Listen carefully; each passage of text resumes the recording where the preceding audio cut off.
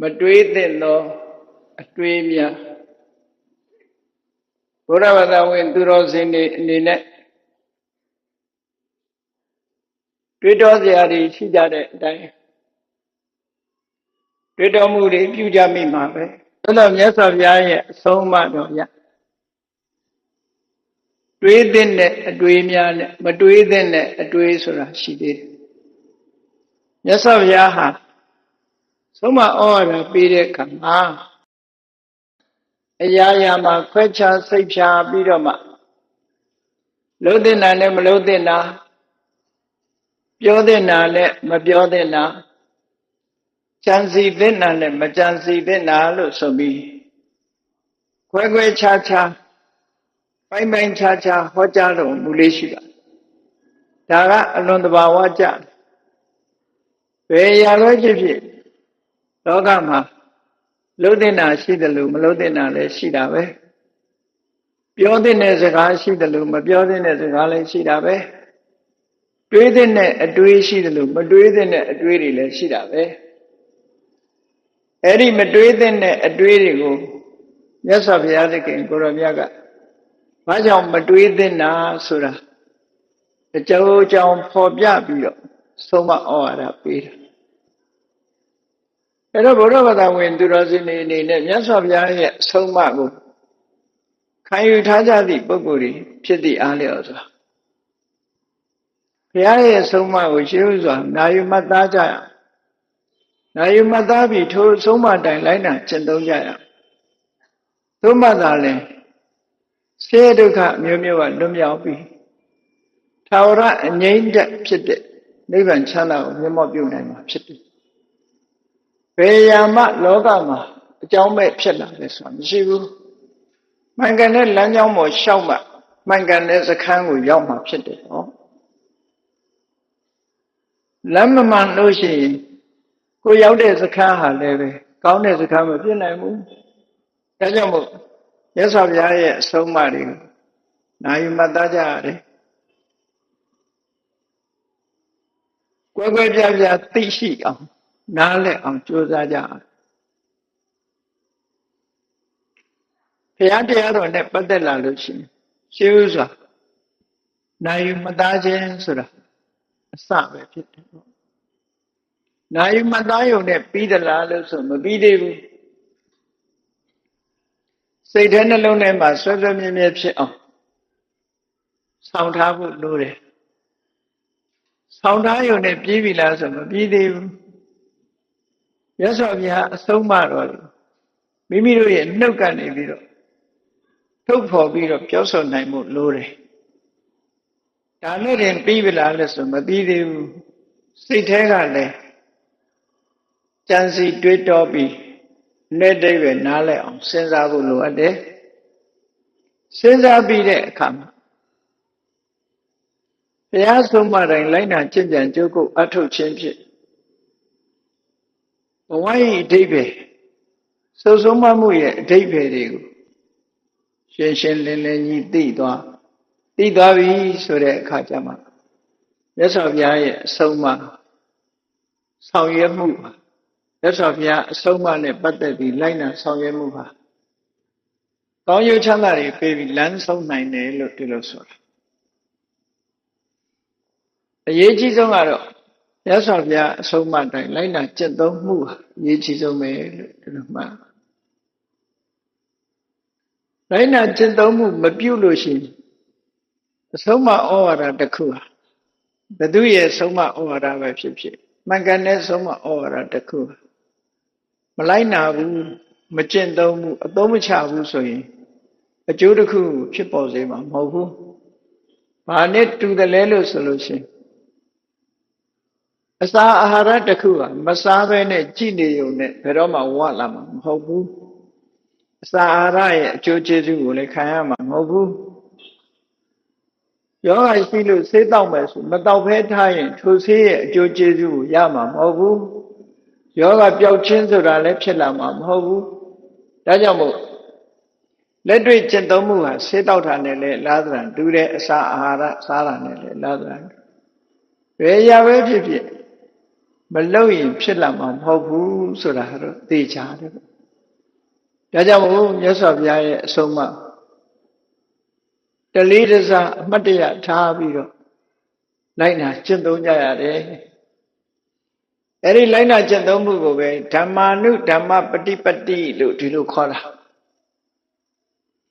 ဓမ္မဆိုတာတန်တရားဝကကဲတင်နိုင်တဲ့ကိလေသာတွေကျွမ်းကြံမရှိအောင်ဖြည့်ဆည်းပေးနိုင်တဲ့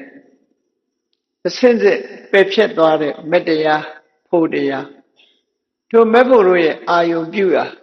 နောက်ဆုံးအငြိမ့်တတ်လို့ဆိုတဲ့နိဗ္ဗာန်တရားအဲ့ဒီတဘာဝတရားတွေကိုဓမ္မလို့ခေါ်တယ်အဲ့ဒီဓမ္မလို့ဆိုတဲ့တဘာဝတရားတွေကိုရောက်ရှိနိုင်တဲ့သိမြင်နိုင်တဲ့အကျင့်တရားကိုတော့အနုဓမ္မတဲ့သင်လျော်တဲ့အကျင့်သင်လျော်တဲ့တရားအဲ့ဒီသင်လျော်တဲ့တရားဆိုတာဘာလဲလို့ဆိုရင်သီလသမာဓိပညာလို့အဲ့ဒီသီလသမာဓိပညာဆိုတဲ့ကျင့်စဉ်ထဲမှာဘာတွေပါလဲဒေချာစဉ်းစားကြည့်တဲ့ပညာကျင့်စဉ်ထဲမှာမဂ္ဂင်၈ပါးအကျင့်တရားဆိုတာပါလာတယ်အဲ့မဂ္ဂင်၈ပါးအကျင့်တရားထဲမှာသမ္မာသင်္ကပ္ပမှန်ကန်စွာတွေးတောခြင်းမှန်ကန်စွာစဉ်းစားခြင်းဆိုတာပါအဲ့တော့စဉ်းစားမှုမပါလို့ရှိရင်သမ္မာဒိဋ္ဌိအမှန်မြင်မှုဆိုတာမဖြစ်နိုင်ဘူးဒါကြောင့်မို့မှန်မှန်ကန်ကန်စဉ်းစားနိုင်မှမှန်မှန်ကန်ကန်မြင်နိုင်တယ်လို့မှန်မှန်ကန်ကန်မမြင်သေးသမျှကာလပတ်လုံးဆင်းရဲတွေကလွတ်ကင်းနိုင်တယ်ဆိုတာမရှိနိုင်ဘူးတဲ့အမှန်မမြင်သေးသမျှလူတွေရဲ့တွေ့တာမှုတွေရှိနေဥမှာပဲတွေ့တာမှုတွေကိုမစွန့်လွတ်နိုင်ကြသေးဘူးတွေ့တာမှုတွေမစွန့်လွတ်နိုင်သေးသမျှကာလပတ်လုံးမုန်းတိမှုတွေဆိုတာဒီဖြစ်နေဥမှာပဲတွေ့တာမှုကိုစွန့်လွတ်နိုင်မှမုန်းတိမှုဆိုတာလည်းကင်းမယ်တွေ့တာမှုကိုအကြောင်းပြုပြီးဖြစ်ပေါ်လာနိုင်တဲ့စိတ်သောကဆိုတာလည်းဖယ်ရှားနိုင်မှာပဲစိတ်သောကကိုမဖယ်ရှားဘဲနဲ့စိတ်နှလုံးအေးချမ်းမှုဆိုတာဘယ်သူမှမရနိုင်ဘူးတဲ့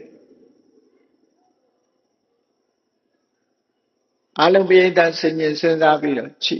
လူတိုင်းဟာစွန့်ရင်သောကဆိုတာတနည်းမဟုတ်တနည်းရှိပြီးတော့နေချ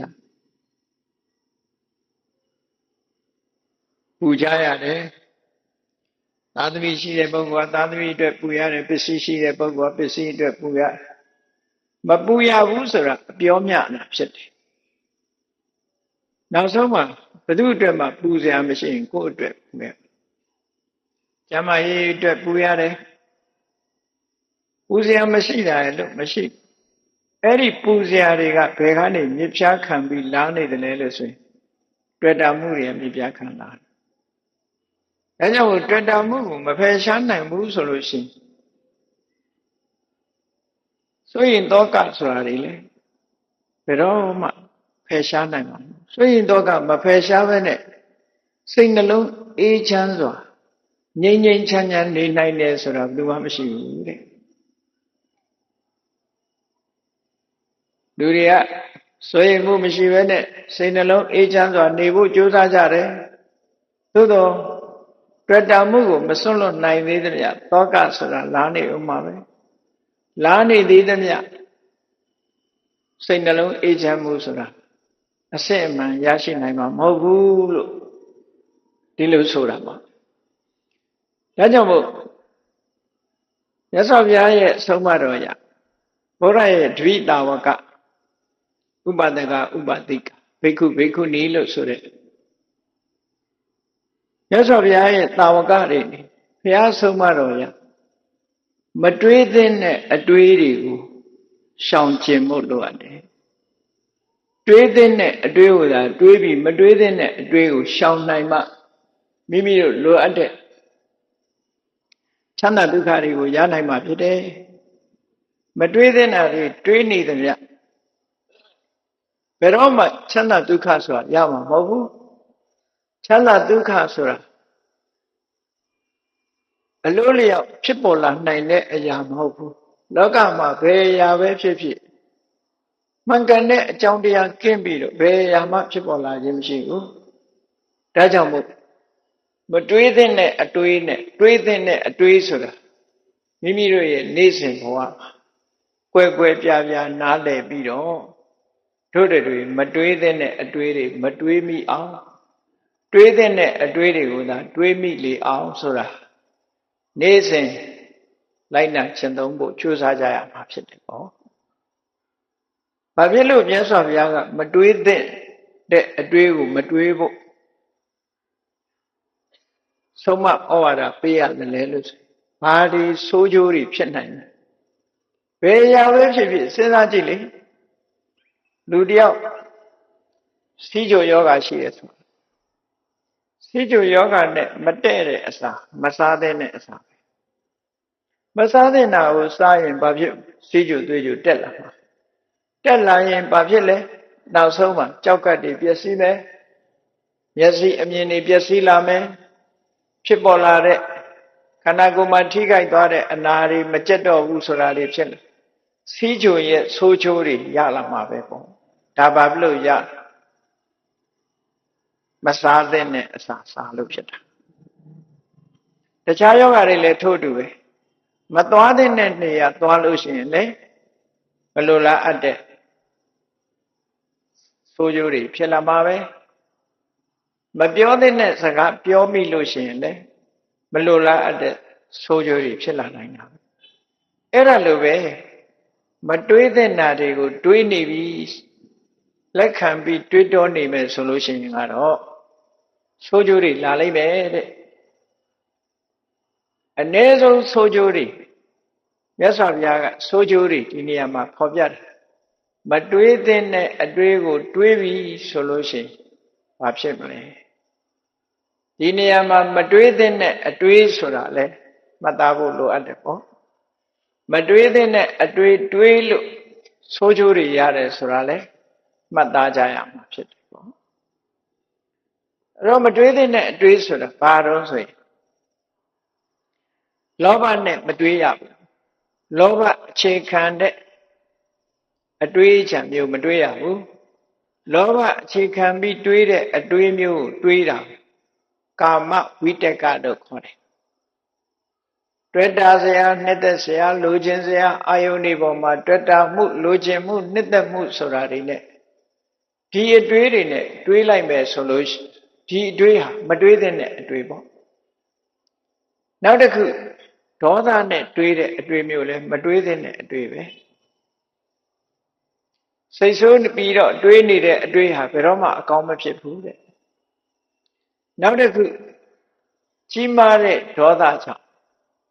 ဖြစ်ပေါ်လာနိုင်တဲ့တစ်ဖက်သားကိုညှင်းဆဲလို့တဲ့တပ်ဖြတ်လို့တဲ့အတွေးမျိုးလည်းမတွေးရဘူးတဲ့အဲ့ဒါမတွေးတဲ့အတွေး၃မျိုးလောဘနဲ့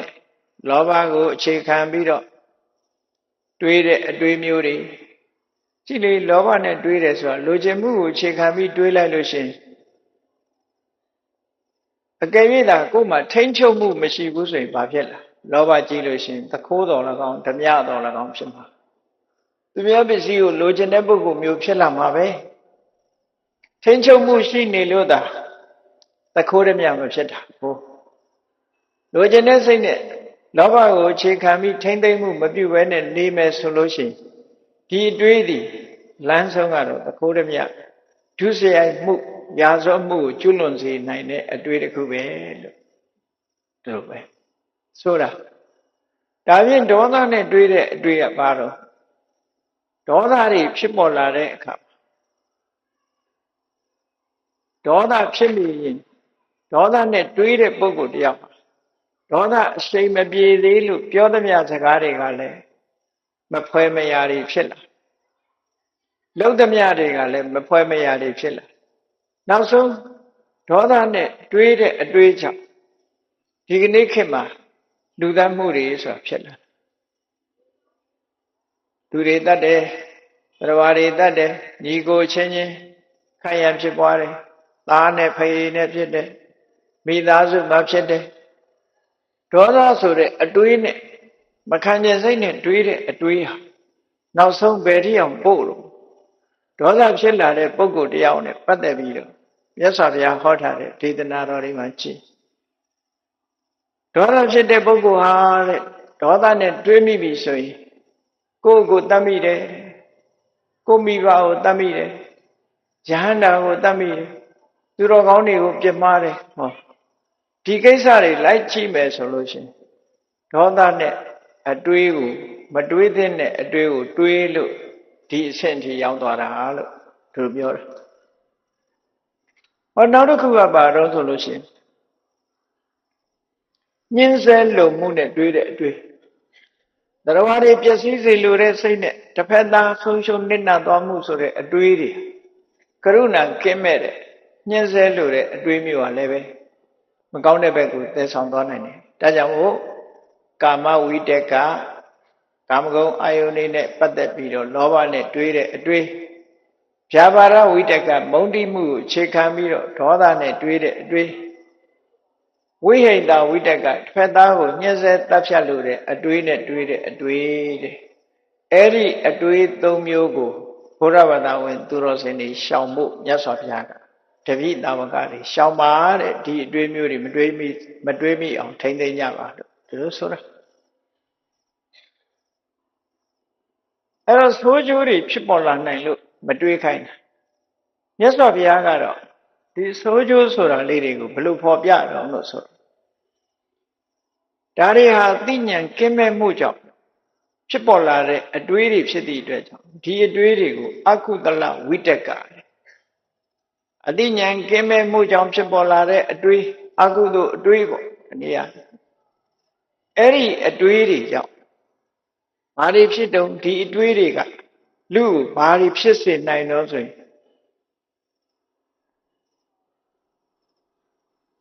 အန္တကရဏအန္တဆိုကံတော်အောင်ကရဏလုံးနိုင်စွမ်းရှိတယ်ဒီအတွေး၃မျိုးတည်းကတခုတွေးလို့ရှိရင်လူဟာအကြောင်းအကျိုးကိုမြင်နိုင်စွမ်းမရှိလို့အသိဉာဏ်အနေနဲ့ကမ်းသွားနိုင်တယ်မျက်စိကမ်းသွားရင်မမြင်ရတယ်လို့ပဲအသိဉာဏ်ကွယ်ပြောက်သွားတဲ့ပုဂ္ဂိုလ်တရားဟာလေမျက်ကမ်းလိုပဲအကောင်းဆိုအကြောင်းအကျိုးကိုမမြင်တော့ဘူးဆိုလိုတာကဒီအတွေးတွေးလိုက်လို့ရှိရင်လူဟာအကန့်တဖွဲဖြစ်သွားတယ်လို့ဒီလိုဆိုလိုတာအန္တခရဏောပညာမျက်လုံးကန်းတော်လုပ်တတ်တယ်အဲ့ဒါကိုထပ်ရှင်းပြီးတော့မြတ်စွာဘုရားအစက္ခုကရဏောမျက်စိအမြင်ကိုမဖြစ်ပေါ်စေဘူးတဲ့အကြောင်းအကျိုးအကောင်းဆုံးကိုမြင်နိုင်စွမ်းမရှိတော့ဘူးအညာဏကရဏောအသိဉာဏ်ပျောက်ကွယ်သွားခြင်းကိုလုပ်နိုင်တယ်ဒီအတွေးတွေကိုယ်စိတ်မှာလွှမ်းမိုးသွားပြီဆိုလို့ရှိရင်တော့အသိဉာဏ်လေးစဉ်းစားဉာဏ်လေးဟာကွယ်ပြောက်သွားနိုင်တယ်အသိဉာဏ်လေးကင်းမဲ့သွားစေနိုင်တယ်ရှိတဲ့အသိဉာဏ်လေးတောင်ပညာနိရောဓိကောစဉ်းစားဉာဏ်လေးလုံးဝချုပ်ပြတ်သွားနိုင်တယ်ဒီလိုဟောတာမြတ်စွာဘုရားဟောနောက်တစ်ခုကအနိဗ္ဗာန်သံဝတ္တနိကောဒီတွေးတွေးနေလို့ရှိရင်ကိလေသာဆိုတဲ့အပူတွေဘယ်တော့မှမငြိမ်းဘူးတဲ့ကိလေသာအပူမီးတွေကိုမငြိမ်းစေနိုင်တဲ့အတွေးတွေဆိုလိုတာကဟောဒီအတွေးတွေးလာလို့ရှိရင်ဖြစ်ပေါ်လာနိုင်တဲ့ဆိုးချိုးတွေကိုမြတ်စွာဘုရားခြုံငုံသုံးသပ်ပြီးတော့ပြတယ်ဒီတွေးနေလို့ရှိရင်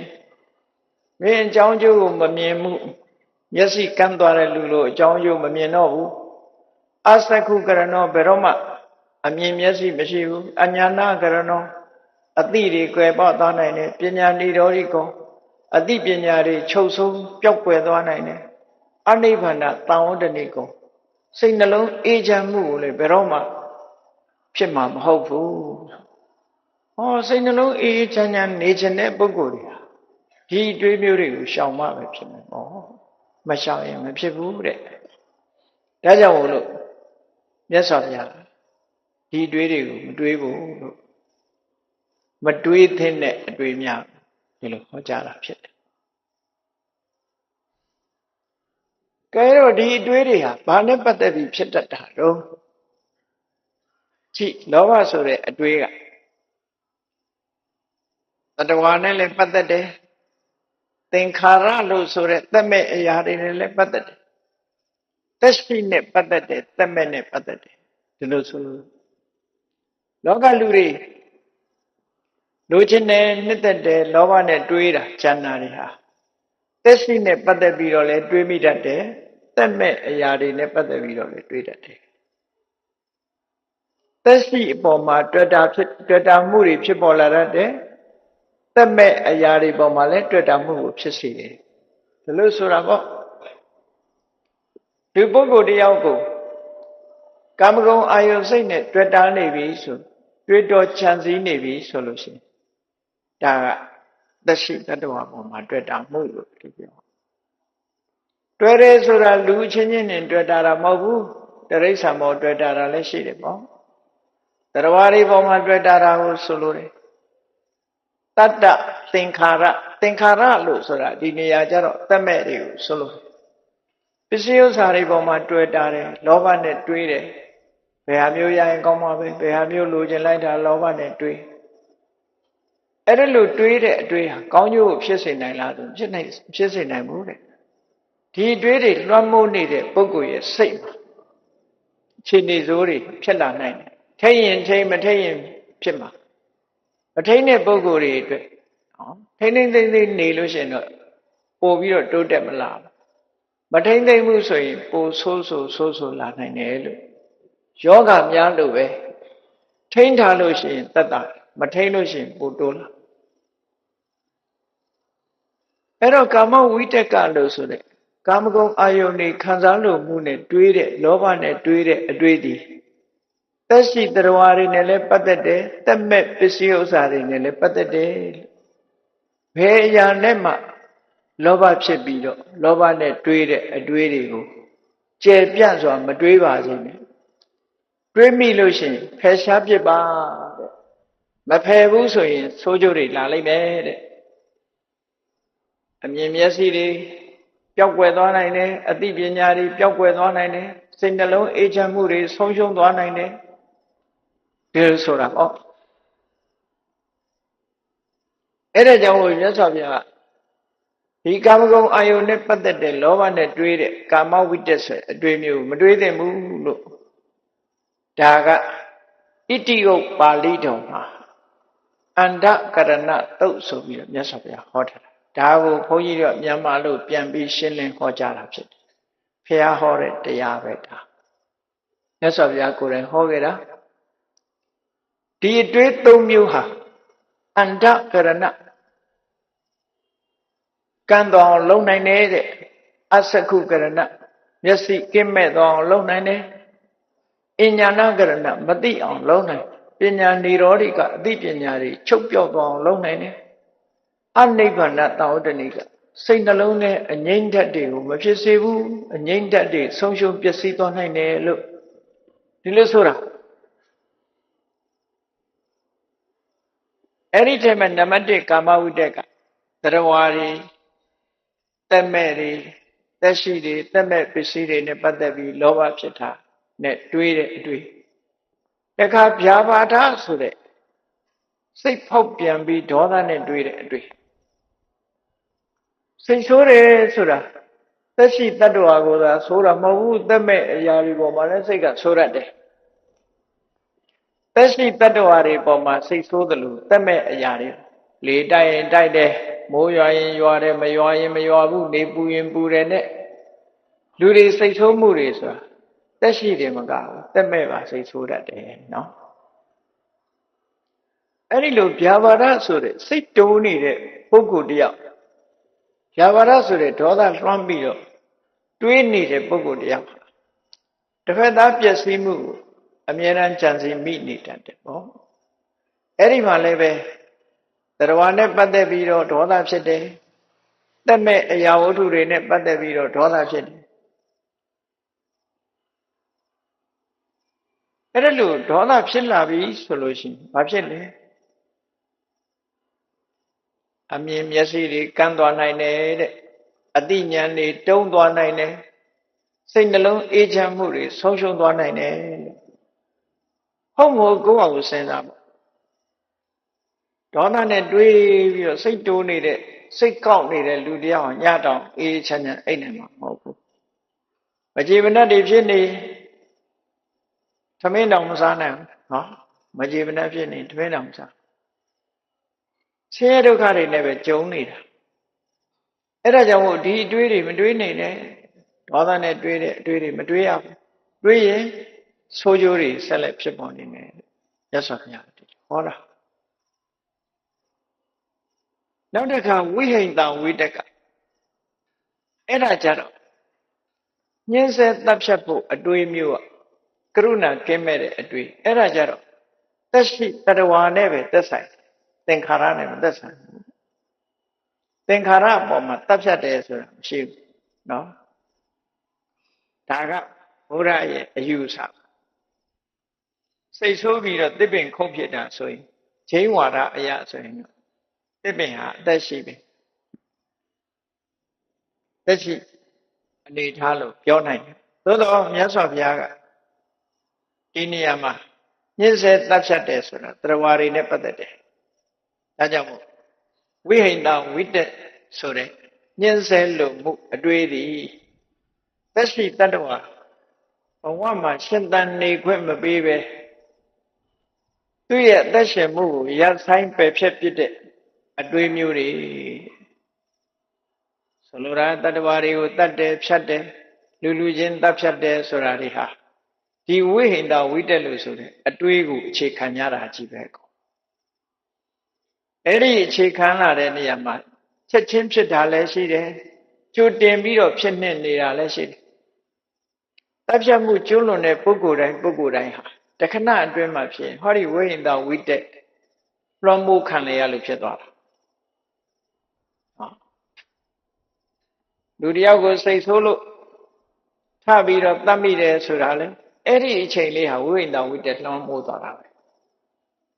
တမင်ကြံစီပြီးတော့တတ်တာမျိုးမပြောနဲ့စိတ်ဆိုးမှန်ဆိုးဖြစ်ပြီးတော့တတ်လိုက်ချလိုက်ရင်လေဝိဟိတအတွေးဟာဒီအချိန်မှာလွှမ်းမိုးနေတယ်လို့ဒီလိုပြောတာဒါကြောင့်မို့အဲ့ဒီအတွေးဟာလေဆိုးကျိုးကိုပဲဖြစ်ပေါ်သေးတယ်အသိဉာဏ်ကိုကင်းမဲ့သွားစေနိုင်တယ်စိတ်နှလုံးအေးချမ်းမှုပျောက်ကွယ်သွားနိုင်စေတယ်ဒါကြောင့်မို့ဒီအတွေးကိုမတွေးပါနဲ့မတွေးဖို့မြတ်စွာဘုရားဟောဒီအတွေးတွေတွေးနေပြီဘုရားဘာသာဝင်တယောက်ဒီအတွေးတွေတွေးပြီဆိုရင်ဒီတမကဆိုးကျိုးတွေလည်းဖြစ်လာတယ်ဒါကလက်ရှိဖြစ်ပေါ်တဲ့ဆိုးကျိုးတော့ပြောတာကာမဂုဏ်အာယုစိတ်တွေကိုလောဘနဲ့တွေးလိုက်တဲ့အတွေးတွေကိုအကြောင်းပြုပြီးနောက်ဆုံးမှာဒီပုဂ္ဂိုလ်ဟာဒီဘဝကိုစွန့်လွတ်လိုက်ရတဲ့အချိန်မျိုးမှဆိုလို့ရှိရင်ငရဲရောက်သွားနိုင်တယ်တိရစ္ဆာန်ဘဝရောက်သွားနိုင်တယ်ပြိတ္တာဘဝရောက်သွားနိုင်အပယ်လေးပုံကျသွားနိုင်တယ်လို့ဆိုတာအထူးအဖြင့်လောဘလွှမ်းမိုးနေတဲ့ပုဂ္ဂိုလ်တရားသိရင်တော့ရေပုံရအဖြစ်ပြောတာသိရင်ပြိတ္တာဖြစ်တယ်ငါပစ္စည်းနဲ့တွဲပြီးတော့နေတဲ့ဒီလောဘနဲ့အတွေးလေးတွေးတာကိုဘယ်ကိုပို့တတ်တုံးဆိုပြိတ္တာဘဝကိုပို့ဆိုဒါကြောင့်မို့ပစ္စည်းဆွဲပြီးသေသွားတာတို့ပုဂ္ဂိုလ်ဆွဲပြီးသေသွားတာတို့သေသွားတဲ့ပုဂ္ဂိုလ်တွေဟာမကျွတ်မလွတ်ပြိတ္တာဘဝရောက်သွားတတ်တယ်ဒီလိုဆိုတာပေါ့ဆွလမ်းမှုကဘယ်ရာမှမကောင်းဘူးလို့ဒီလိုဆိုလိုတာနောက်ဆုံးမှာရှိတော့ကကြောက်ကြမှာပေါ့နှမလုံးတဲ့ပုဂ္ဂိုလ်ကသူလူခံလို့ရလာတဲ့ပိတ်အုပ်ကလေးကိုပိုကောင်းအောင်လို့ဆိုပြီးတော့ခြေတွေပြန်ပြီးတော့ခုတ်ပြီးတော့ကြမ်းကြမ်းကျင်ကျင်နဲ့ရက်ကန်းရက်ချောညက်ညက်သင်္ကန်းလေးချုပ်ပြီးအယောင်မှာဆိုးပြီးဟိုတန်ကောင်းတဲ့နုညံ့သင်္ကန်းလေးဖြစ်အောင်လုပ်ပြီးတော့ပေးလိုက်တာကတ္တဗဘုရားလက်ထက်ကတိတ်တဆိုမထေရဟန်းသူတော်ကောင်းပဲသူတကယ်သူတော်ကောင်းကြီးပဲတရားကျင့်တယ်သို့တော့နှမကစီရင်ပေးလိုက်တဲ့ ဒီသင်္ကန်းလေးကိုနောက်တည့်ဝတ်မယ်ဆိုတဲ့အတွေ့အလေးအရင်တော့လည်းမတူဒီသင်္ကန်းလေးကကောင်းလိုက်တာဆိုတဲ့အတွေ့အလေးအမှပြောပါတော့တဲ့အတွေ့မဟုတ်ဘူးလို့ပြောရမယ်ကိုပစ္စည်းကိုဒါလေးသဘောကျတယ်လက်ဖြင့်ကဆွမ်းခံသွားရင်တော့ဝတ်ရုံပဲလို့ဒါလေးကိုတယူတသေးထားပြီးတော့ညကြတော့ရုတ်တရက်ဖြစ်လာတဲ့ယောဂာနဲ့အဲ့လောဘနဲ့သင်္ကန်းလေးပေါ်မှာတွေးခဲ့တာကြောင့်ဒီကိုယ်တော်ညပြန်တော်မူသွားတဲ့အခါမှာအဲ့ဒီသူတွေးခဲ့တဲ့လောဘနဲ့တွေးတဲ့အတွေးကြောင့်တန်းဖြစ်သွားတယ်သင်္ကန်းထဲမှာသွားပြီးတော့တန်းသွားဖြစ်ရတယ်ဒါတာမန်ပုဂ္ဂိုလ်မဟုတ်ဘူးနော်ကာသဝမြတ်စွာဘုရားရဲ့အဆုံးအမတွေကိုနာယူပြီးတော့တရားထုတ်နေတဲ့ပုဂ္ဂိုလ်ဒီအတွေးလေးကဝင်ပြီးတော့နှိမ့်ဆက်လိုက်တဲ့အခါတမ္မောရောက်သွားတယ်အဗ္ဗဓမ္မကြောင့်ဆရာကောင်းတဲ့အရာတွေပဲစိတ်ဆိုစွမ်းအားရှိတယ်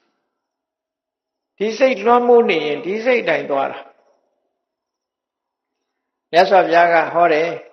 ဝဋ္ဌသုတ်တံစိတ်တည်တန်ကိလေထေဒုက္ခတိပါတိကင်္ခာစိတ်တည်တန်ကိလေထေစိတ်ဓာတ်ကလောဘဒေါသမောဟဆိုတာတွေနဲ့ကိလေသာတွေနဲ့ညှဉ်းနှွမ်းနေမယ်ပျက်စီးနေမယ်ဆိုရင်တဲ့ဒုက္ခတိပါတိကင်္ခာဒုက္ခဖြစ်တဲ့အနေအထားမျိုးဒုက္ခဘုံကိုရောက်သွားနိုင်တယ်မျှော်လင့်ရမယ်ဒီလိုဆိုတာအဲ့တော့စိတ်ဓာတ်ဟာတခဏလေးပဲညှဉ်းနှွမ်းကိလေသာကတ်လာတဲ့စိတ်ကိလေသာပူးဝင်လာတဲ့စိတ်ကလေးတခဏလေးပဲပူးဝင်လိုက်အဲ့ဒီပူးဝင်ပြီးဒီအခြားမဲ့မှာဘဝပြောင်းရတယ်ဆိုရင်တော့ဘဝကောင်းကိုရဖို့ခဲရင်သွားတယ်ဒီလိုဆိုတာပေါ့နော်စိတ်ရဲ့တွေ့တာစိတ်လေးတွေအမှန်တမ်းပြင်းထန်တွေ့တာစိတ်လေးတွေအမှန်တမ်းပြင်းထန်နိကန္တိလို့ခေါ်တယ်လူတွေမှာတွေ့တာမှုတွေအမှန်တမ်းများကြည့်တယ်လေကိုနေရာလေးကမပြောင်းကြဘူးရန်ကုန်မှာတခါပြောတာကြားခဲ့တယ်အမေတွေဖေတွေအသက်ကြီးလို့ဆိုပြီးရန်ကုန်နေတဲ့သားသမီးတွေကအမေဖေတွေခေါ်ရန်ကုန်မှာထားတိုက်မြင့်ကြီးတွေပေါ်ထားမိဘတွေကမပြောဘူးတောမှာတဲကုတ်လေးနဲ့နေရတာပြောတယ်တလလောက်နေပြီးတော့ပြန်သွားကြတွေ့တာမှုလေးတွေရှိတယ်ဆိုတဲ့အကြောင်းပြောပြမနေတတ်ပါဘူးသူတို့မျိုးကြီးသွားပြီးလဲစရာမရှိစကားပြောစရာမရှိအိမ်နဲ့တနေ့ကုန်ငုတ်တုတ်ထိုင်နေမနေတတ်ဘူးဆိုပြီးပြန်သွားကြတာများအဲ့ဒါဘာအခြေခံတာတော့ဆိုတွေ့တာမှုလေးတွေကိုအခြေခံချို့တစ်သက်လုံးကိုရွာကိုဒေသကဘယ်မှမပြောင်းကြတွေ့တာနေကြဒီတဲ့ကောင်းတဲ့နေရာဆိုရင်သွားမလားမသွားဘူးဒီလိုပဲတွေ့တာဒါတွေ့တာမှုရှိတတ်တဲ့အကြောင်းကိုပြောပြတယ်ဘဝမှာလည်းတွေ့တာမှုတွေကလာတတ်တယ်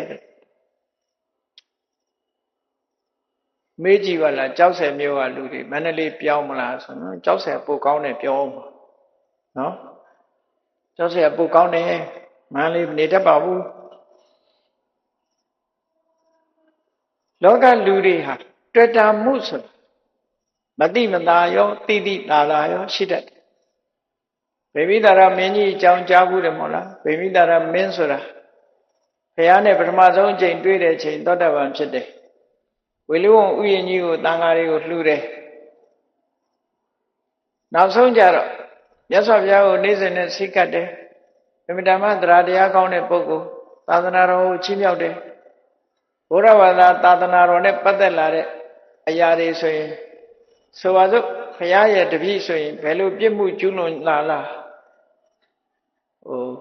ဥပဒေနဲ့ကင်းလွတ်ခွင့်ပေးထားတယ်အဲ့လောက်ထိအောင်သာသနာတော်ကိုချီးညိုတာ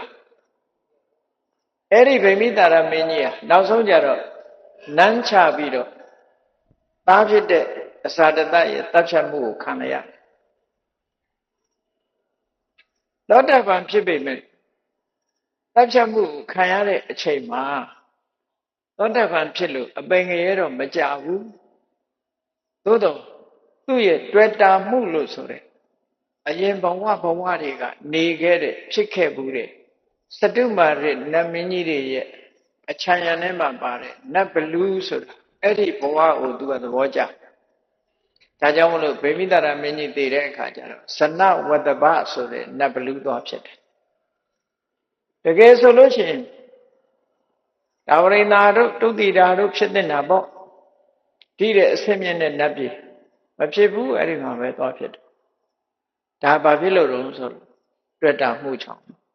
ဒါကြောင့်ကိုပြောတာလောဘရဲ့စွမ်းဆောင်မှုအမှန်တမ်းကြီးမားတယ်တွေ့တာမှုလေးကြောင့်ဒုက္ခရောက်သွားနိုင်တယ်လို့ဒီလိုဆိုတာပေါ့အေးထို့တူပဲဒေါသဆိုတာလေအမှန်တမ်းပြင်းထန်တယ်လူရဲ့စိတ်တွေနှလုံးတွေထဲမှာစိတ်ဆိုးလာပြီဆိုလို့ရှိရင်လူတွေဟာဘာမှမစင်စားနိုင်တော့ဘူးအဲ့ဒါကန်းသွားတာနဲ့အလားတရာပညာမျက်စိကွယ်သွားတာနဲ့အလားတရာအသိဉာဏ်ချုပ်သွားခြင်းပဲဖြစ်တဲ့စိတ်နှလုံးအေးချမ်းမှုတွေဆုံးရှုံးသွားတယ်အဲ့ဒီအချိန်မှာသူလုံးသမျှအလုပ်အကောင်းမဖြစ်လာတော့ဘူးအကောင်းမဖြစ်လာသည့်အတွက်ကြောင့်လုံရပေါ်မှာမူတည်ပြီးတော့ဒေါသလွှမ်းမိုးခံထားရပြီးသိဆုံးသွားတဲ့ပုဂ္ဂိုလ်တယောက်ဟာအပင်ငရဲကိုကြာသွားနိုင်တယ်တဲ့ဒေါသနဲ့သိလို့ရှိရင်ငရဲပြေရောက်တယ်ဒီလိုပြောတာတခဏလေးဒေါသဖြစ်အောင်ပင်ငရဲကြာသွားတယ်ဒေါသဆိုတာဒေါမနတရှိတယ်ဒေါသကိုအခြေခံပြီးတော့ခံစားချက်ကဒေါမနတဝန္ဒီခြင်းကြေကွဲခြင်းဒါတွေလာရတယ်စိတ်ဆိုးမှန်ဆိုးဖြစ်ခြင်းဒီပေါ်မှာစိတ်ထဲမှာမကြေမနပ်ဖြစ်ခြင်းမာလိကမိဖုရားကြီးဟာဘုရားကိုလွန်ကြည်ညိုတယ်ပညာဉာဏ်လည်းထက်မြက်တယ်ဘုရားရဲ့တရားတော်တွေလည်းအချိန်ချင်းနာရဒီကနေ့မှာသူလုပ်ခဲ့တဲ့အလုပ်တစ်ခုပေါ်မှာမကြေမနပ်နဲ့ရှက်စိတ်တွေနဲ့ဝမ်းနည်းစိတ်တွေကြေကွဲစိတ်တွေနဲ့တည်သွားတော့သူဟာအဝိဇ္ဇငရဲကျသွားတယ်လူတွေရဲ့အရေးအတွက်နဲ့9ရက်တည်းအမှန်တန်ကုသိုလ်ကောင်းမှုလုပ်တာပတိနတိကောသလမင်းကြီးနဲ့တာဝတိမြို့သူမြို့သားတွေအလှပြိုင်ပြီးတော့လှူတဲ့အခါမှာမြို့သူမြို့သားတွေဘုရင်ကြီးကနိုင်အောင်မလုပ်နိုင်ဘူးမာလိကမိဖုရားကနိုင်အောင်လုပ်တဲ့နည်းကိုလမ်းညွှန်ပြပြီးသူပြောတဲ့အတိုင်းလုပ်လိုက်တဲ့အခါမြို့သူမြို့သားတွေကအရှုံးပေးသွားရတယ်အတရိတဌာနလို့ခေါ်တယ်ဘယ်သူမှမလုပ်နိုင်တဲ့ဘယ်အလှနဲ့မှမနှိုင်းရှင်နိုင်တဲ့အလှမျိုးမာလိကမိဖုရားကြီးကစီမံတာအဲ့လောက်ထိအောင်အသိဉာဏ်ထက်တယ်လို့ပြောတယ်သို့တော်လည်းဒီမိဖုရားကြီးဟာဒီကနေ့မှာစိတ်နှလုံးငြိမ်းချမ်းမှုရမသွားဘူးရမသွားတာကိုအကြောင်းပြုပြီးတော့တည်တဲ့ခါမှာဥစည်းငရဲသို့တော့အကုသိုလ်ကံရဲ့အရှိန်ကတိတ်မကြခင်ကုန်သွားတော့နတ်ပြည်ဖြစ်သွားတယ်ဟောဒီလိုဆိုလို့တာအဲ့တော့တက္ကနပဲခံရမကောင်းမှုအကုသိုလ်ရဲ့အကျိုးဆက်အကောင်းမဖြစ်လာဒေါသနဲ့တွေးတဲ့အတွေးတွေရဲ့ဆိုးကျိုးဟာအကောင်းဖြစ်မလာဘူးလို့သူတို့ဆိုတာပေါ့ဝိဟိတဝိတက်ဆိုတာတော့မပြောနဲ့တစ်ဖက်သားကိုတတ်လို့ဖြတ်လို့တဲ့စိတ်တွေညှင်းဆဲလို့တဲ့စိတ်တွေနဲ့နေတဲ့ပုဂ္ဂိုလ်တယောက်ဟာသူတစ်ပါးကိုမညှင်းမဆဲရခြင်းမတတ်မဖြတ်ရခြင်းမကြေနိုင်မချမ်းနိုင်ဖြစ်လို့အကျမ်းဖက်သမားဘဝရောက်သွားလူသားသမားဘဝရောက်သွားပြီးတော့ငြိမ်းချမ်းမှုတွေကိုအကုန်လုံးဖြည့်ဆည်းပြနိုင်တဲ့အနေအထားမျိုးရောက်သွားဒါကြောင့်မို့ဘုရားမြတ်စွာကဒီအတွေး၃မျိုးဟာအသိဉာဏ်ကင်းမဲ့လို့တွေးတဲ့အတွေးတွေဖြစ်သည့်အတွက်ကြောင့်ဒီအတွေး၃မျိုးမတွေးကြနဲ့မတွေးရဘူးမတွေးတဲ့အတွေးဒီလိုဆိုတာပေါ့နော်အဲ့တော့မတွေးတဲ့အတွေးတွေမှတ်သားထားပြီးတော့ကိုတွေးမိလာလို့ရှင်ဟာဘုရားကမတွေးရဘူးလို့တွေးတဲ့အတွေးမျိုးငါမတွေးရဘူးလို့ပြောထားတဲ့အတွေးမျိုးငါတွေးမိနေပါလားတွေးမိရင်တော့ဆိုးကျိုးတွေလာတော့မှာပဲလို့ကိုယ့်ကိုယ်တတိယပြီးဒီအတွေးတွေကထပ်ပေါက်ရှာဖို့လိုအပ်တယ်ပေါ့သူဆိုတာနော်ဘယ်ရာပဲဖြစ်ဖြစ်ထပ်ပေါက်ရှိတာအကြည့်ပဲအဖြေရှိတာအဖြေမရှိဘူးလို့မရှိဘူးဘယ်ရာမဆိုအဖြေရှိတယ်တွင်းစားဘိုက်တွေတင်းလာရက်စားလေးရက်ကြတာမဟုတ်လား ဒီလိုပေါ့ဖြည့်စေးလေးတွေရှိတာပဲသူကလေးနဲ့သူဖြည့်ကြတာပဲအဲ့ဒါလိုပဲကာမဝိတက်ကမတွေးရမယ့်အတွေးကိုတွေးလာပြီဆိုလို့ရှိရင်ဘာနဲ့ဖြည့်ရမလဲနိက္ခမဝိတက်ကအဲ့ဒီကာမဂုဏ်အာယုန်တွေကဆုတ်ခွာသွားတဲ့အတွေးမျိုးတွေးရမယ်လူချင်းစိတ်တွေကိုဖယ်ရှားပြရမယ်လောဘတွေဖယ်ရှားပြရလူကိုတက်မဲ့နေတယ်ဆိုလို့ရှိရင်ဘာတွေးရပုဂ္ဂိုလ်တူတယောက်ပေါ်မှာတွေ့တာမှုတွေများလာပြီဆိုရင်ဘာလို့ရမလဲအဲ့ဒီပုဂ္ဂိုလ်ခန္ဓာကိုယ်ရဲ့ကိုယ်ခန္ဓာရောသူခန္ဓာရောခန္ဓာကိုယ်ရဲ့မတရီစရာတွေမနစ်မြို့စရာတွေဒါတွေကိုစဉ်းစားခြင်းဖြင့်လူကိုတတ်မဲ့တဲ့အတွေးကိုပယ်ဖြောင်းနိုင်တယ်အဲ့ဒါကိုအတုပဘာဝနာလို့ခေါ်တာအတုပဘာဝနာဆိုတာမလာမှရှုရတာမဟုတ်ဘူးနော်တတိထင်ရှားနေတဲ့ပုဂ္ဂိုလ်လဲအတုပဆိုတာမတင့်တယ်ဘူးလို့ပြောတာမတင့်မတယ်ရွံစပွဲတင့်တယ်တယ်မတင့်တယ်ဘူးကိုယ့်အကိုစဉ်းစားကြည့်ပေါ့မနဲ့အိယာထားရင်တွိုင်းလက်ဝင်ရမျက်နှာအရင်သိရမသိဖဲနေလို့ဖြစ်မှာမဖြစ်တာအညစ်အကြေးတွေစွန့်ထုတ်ရတယ်စွန့်ထုတ်တဲ့ကလူတောင်အမြင်မခံရဘူးနော်လူတောင်အမြင်မခံရဘူးတင့်တယ်ရင်လူကြားတဲ့လုံမှာပေါ့တော့မတင့်တယ်လို့ပုံရှိုးကွယ်ရှိုးသွားတိုက်ရမျက်နှာသိရဖီးရလိမ့်ရဘာဖြစ်လို့လို့မတင့်တယ်လို့လုပ်နေရမတင့်တယ်တာကိုတင့်တယ်အောင်လုပ်ပေးနေကြအဲ့တော့မတင့်တယ်တဲ့သဘောကိုဆင်ញင်စဉ်းစားကြည့်လိုက်တာနဲ့တတ်မဲ့တဲ့စိတ်ဟာရော့ကြနောက်ဆုံးမှပျောက်ကွယ်သွားတယ်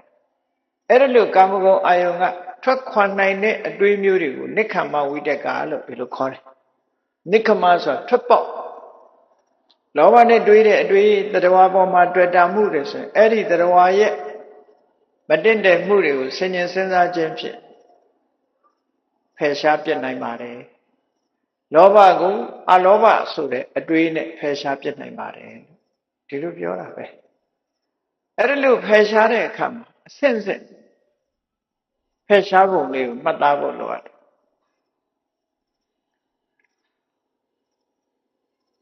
နိက္ခမဝိတက်ကလို့ဆိုတဲ့ကာမဂုဏ်အာယုန်တွေကိုဖယ်ရှားဖို့စိတ်တွေကိုမိမိစိတ်ကိုကာမဂုဏ်အာယုန်ဘက်သို့မပို့ပဲနဲ့သမာဓိကျင့်စဉ်တစ်ခုကျင့်နေထွက်လေဝင်လေလေးမှတ်နေတယ်နော်ตาယာစရာတွေကိုမကြည့်ဘူးမတင့်တယ်တာတွေကိုကြည့်တယ်ဆံမြင်မွေးခြင်းခြေသက်လက်သက်သွားအရေးတခုစီဖြုတ်ထားလိုက်ရင်ဘယ်ရာမှမတင့်တယ်ဘူးဆပင်ကလည်းခေါင်းပေါ်နေတော့လှတဲ့ရောင်ရောင်ရှိတယ်ခြေသက်လက်သက်ကလည်းခြေထောက်မှာရှိတော့လှတဲ့ရောင်ရောင်ရှိတယ်သို့တော့အားလုံးဟာခန္ဓာကိုယ်ကကျွတ်သွားတာနဲ့တပြိုင်နက်မတရီစရာလေးကြီးပဲဖြစ်တယ်အဲ့ဒါခန္ဓာကိုယ်မှာရှိနေတော့မဲ့မတရီစရာတွေကိုစဉ်းညာစဉ်းစားပြီးတော့ကမ္မထာအနေနဲ့ရှုနေမယ်ဆိုရင်တည်ငါအားဖြင့်ဒီကာမဝိတ္တဆိုတဲ့အတွေ့ကိုဖယ်ရှားပြနိုင်တယ်ဒီတဲ့အဆင့်မြင့်လာလို့ရှိရင်အတုပဆိုတဲ့အာယုန်နမိတ်ပုံမှာမတင့်တယ်တဲ့အာယုန်နမိတ်ပုံမှာဇံရပြီးတော့သမာဓိစွမ်းအားတွေမြင့်ပြီးတော့ဇံရသွားပြီဆိုလို့ရှိရင်ဒီကုသိုလ်ကပို့ပြီးတော့အဆင့်မြင့်တဲ့ရူပဝဆရသမာဓိကုသိုလ်မျိုးဖြစ်သွားပြန်တယ်အဲ့ဒါကြတော့ဝိက္ခမနပဟံနဲ့ခုနကကာမဂုဏ်အာယုန်စိတ်တွေကိုတွန်းလှန်ဖယ်ရှား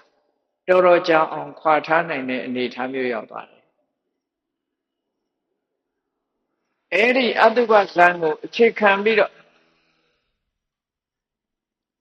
ဝိပဿနာရှုမှတ်လိုက်တဲ့အခါကျတဲ့အခါမက်စိတ်နဲ့ရှင်တွဲလာတဲ့အလောဘဖြစ်ပေါ်လာပြီဆိုတဲ့အခါမှာလောဘကိုလုံးဝဖယ်ရှားပြစ်နိုင်တဲ့မက်စိတ်ပေါ်လာပြီကိုယ်စိတ်တွေရလာပြီဆိုရင်ကာမဝိတ္တဆိုတဲ့မလိုလားအပ်တဲ့မတွေးတဲ့အတွေးဟာဘယ်တော့မှပေါ်မလာတော့ဘူးလုံးဝပျောက်သွားမတွေးတဲ့အတွေးစိတ်ထဲခေါင်းထဲမှာပေါ်မလာတော့ဘူးတဲ့လုံးဝပျောက်သွားဒီအဆင့်၃ဆင့်နဲ့ဖယ်ရှားလိုက်ပထမကတည်ငါဘာဟာနာလို့ခေါ်တဲ့ဆိုင်ရာအကြောင်းတရားလေးနဲ့ဖယ်ရှားတယ် ဒုတိယတမာတိစွမ်းအားနဲ့တွန်းလှန်ဖယ်ရှားတယ်တတိယမျိုးဖြတ်သုတ်တင်ဖယ်ရှားတယ်လုံးဝဖြတ်တောက်ဖယ်ရှားတယ်ဆိုတဲ့သမုတ်စေတပါအဲ့ဒီကြရင်ဒီမကောင်းတဲ့ကာမဝိတက်ကဆိုတဲ့အတွေးဒီဘယ်တော့ခါမှကိုယ့်ရဲ့ဘုံနောက်ထဲရောက်လာမှာမဟုတ်ဘူးတဲ့ဘယ်တော့မှမတွေးတော့ဘယ်တော့မှမတွေးရင်သူ့ကိုတွေးခြင်းကြောင့်ဖြစ်ပေါ်လာနိုင်တဲ့ပညာကင်းမဲ့ခြင်းအသိဉာဏ်နဲ့ချုပ်ငြိမ်းသွားခြင်းအသိဉာဏ်နဲ့ကွယ်ပြောက်သွားခြင်းစိတ်နှလုံးအေးချမ်းမှုတွေလက်လွတ်ဆုံးရှုံးသွားခြင်းဆိုတာဘယ်တော့မှမဖြစ်တော့ဘူးအပင်ငရဲကြဖို့ဆိုတာလည်းဘယ်တော့မှမဖြစ်တော့ဘူးလို့ဆိုတာဟောနောက်တစ်ခုဗျာပါဒဝိတက်ကဆိုတာအဗျာပါဒဝိတက်ကအဗျာပါဒဝိတက်ကဆိုတာမေတ္တာပြောအဒေါသမုန်းတီးခြင်းဆိုတဲ့ဒေါသကိုအမုန်းဒေါသကိုမေတ္တာနဲ့မှဆေးကြောမေတ္တာတရားမိမိရဲ့ရင်နဲ့နှလုံးထဲမှာတိဆောက်လိုက်တာနဲ့တပြိုင်နက်အမုန်းတရားဟာငြိမ်းသွားတယ်မေတ္တာဘာဝနာစတင်ပွားများလိုက်တာနဲ့တပြိုင်နက်မုန်းတဲ့စိတ်တွေပျောက်သွားတယ်အဲ့ဒီပျောက်သွားခြင်းဟာတည်ငါပဟံအနေနဲ့အမုန်းကိုအဒေါသဆိုတဲ့မေတ္တာနဲ့ဖယ်ရှားလိုက်ခြင်းပဲဖြစ်တယ်ဇံရလာအောင်မေတ္တာကိုပွားလို့သို့မဟုတ်မေတ္တာပွားလို့ဇံရလာပြီဆိုရင်ဝိက္ခမ္ပနပဟံနဲ့အတန်ကြာအောင်ဒေါသကိုဖယ်ရှားပြစ်ထားနိုင်တယ်တခါအဲ့ဒီမေတ္တာဇံကိုအခြေခံပြီးတော့ဝိပဿနာကျင့်စဉ်ကိုကျင့်လိုက်တဲ့အခါမှာဒေါသဆိုတာကိုလုံးဝဖယ်ရှားပြစ်နိုင်တဲ့မက်စိတ်ကိုယ်စိတ်ပေါ်လာပြီအဲ့ဒါဆိုလို့ရှိရင်ဗျာပါဒဝိတက်ကဆိုတဲ့ဒေါသနဲ့တွေးတဲ့အတွေးတွေဟာဘယ်တော့ခါမှမိမိစီပြန်မလာတော့ဘူးမိမိရဲ့အုံနောက်ထဲမှာသာဝရဖယ်ရှားပလိုက်ခြင်းဖြစ်တယ်ဖြတ်တောက်ဖယ်ရှားတာမဟုတ်ဘူးဟောဒီအတွေးကိုအတွေးတွေနဲ့ဖယ်ရှားပြစ်တာဒီလိုဆိုလို့လားဟောနောက်တစ်ခုကဝိဟိတဝိတက်ကကရုဏာကိုပွားများရမယ်ကရုဏာဆိုတာတစ်ဖက်သားရဲ့ဒုက္ခမှလွတ်မြောက်စေလိုတဲ့စိတ်ဓာတ်ကျင့်စေမှုကင်းပြီးတစ်ဖက်သားရဲ့ဆင်းရဲဒုက္ခလွတ်မြောက်စေလိုတဲ့စိတ်ဓာတ်အဲ့ဒီလွတ်မြောက်စေလိုတဲ့စိတ်ဓာတ်ကိုစတင်ပြီးတော့မိမိတဏ္ဍာမှာထူထောင်ပြီးဆိုရင်တည်ငါပဟံအပြင်ဝိဟိတဝိတက်ကိုဖယ်ရှားလိုက်နိုင်တယ်အဲ့ဒီကရုဏာအခြေခံတဲ့တရားတို့ရဲ့ဆင်းရဲဒုက္ခပေါ်မှာကျင်နာတနာမှုဆိုတဲ့တရားကိုပွားများအထုတ်လိုက်တဲ့အခါဆံရလာအဲ့ဒီရလာတဲ့ဆံကြတော့အတော်အသင့်အချိန်ကြာဖယ်ရှားတွန်းလှန်ဖယ်ရှားပြစ်နိုင်တဲ့သမာဓိစွမ်းအားကြောင့်ဝိက္ခမနပဟံအားဖြင့်ဗျာပါဒဝိတက်ကကိုဖယ်ရှားထားနိုင်တယ်နောက်ဆုံးမှာဒီကရုဏာဇံကိုအခြေခံပြီးတော့ဝိပဿနာကျင့်စဉ်ကျင့်လို့မစိတ်ဖို့စိတ်ကိုမျက်မှောက်ပြုပြီးနိဗ္ဗာန်ကိုမျက်မှောက်ပြုပြီးဆိုရင်တဲ့အခါကျဝိဟိတဝိတက်ဆိုတဲ့ညှင်းဆဲလို့မှုအတွေးသည်မိမိရဲ့ခေါင်းထဲမှာဘယ်တော့ခါမှပေါ်မလာတော့ဘူးတဲ့လုံးဝအပြတ်ရှင်းပြလိုက်နိုင်တယ်လို့ဒီလိုဆိုတာဒါကြောင့်မို့လို့တွေးတဲ့အတွေးမတွေးတဲ့အတွေးမတွေးတဲ့အတွေးတွေကိုဖယ်ရှားပြစ်ဖို့တွေးတဲ့အတွေးကိုတွေးခြင်းဖြင့်မတွေးတဲ့အတွေးတွေကိုဖယ်ရှားပြစ်ရမယ်အဲ့ဒါလို့ဖယ်ရှားပြစ်လိုက်နိုင်တဲ့အခါမှာမတွေးတဲ့အတွေးတွေဆိုးကျိုးကိုဖြစ်ပေါ်စေနိုင်တဲ့အတွေးတွေပညာမျက်စိတွေပျောက်ဆုံးပညာမျက်စိတွေကန်းတော့အောင်အသိဉာဏ်တွေပျောက်ဆုံးသွားအောင်စိတ်နှလုံးအေးချမ်းမှုတွေပျောက်ဆုံးသွားအောင်မကောင်းတဲ့အကျိုးကိုဖြစ်ပေါ်စေတဲ့ဒီဆိုးဝါးတဲ့မတွေးတဲ့အတွေးတွေကိုဖယ်ရှားနိုင်ရမယ်တဲ့အဲ့ဒါလို့ဖယ်ရှားလိုက်တဲ့အခါကျတော့မှထာဝရငြိမ်းချမ်းမှုဆိုတာကိုရနိုင်ပါတယ်လို့ဘုရားမြတ်စွာကဒီလိုဟောတာဖြစ်တယ်ပေါ့နော်အဲ့ဒါဗုဒ္ဓဘာသာဝင်တွေနဲ့ပတ်သက်ပြီးတော့မြတ်စွာဘုရားရဲ့အဆုံးအမဒါဒီလိုလားဒါကြောင့်မို့မြတ်စွာဘုရားကအဲ့ဒီသုတ်တံမှာဟောထားတယ်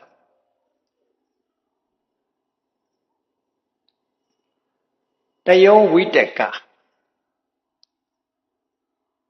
ကုသလေဝိတက်ကရေအပြစ်ကင်းတဲ့အကြံအစီမျိုးတွေကိုသာတွေးတော့ပါတဲ့ မတွေးသင့်တဲ့အတွေးတွေမတွေးပါနဲ့တဲ့အပြစ်ကင်းတဲ့အတွေးတွေတွေးပါအပြစ်ကင်းတဲ့အတွေးကဘာတော့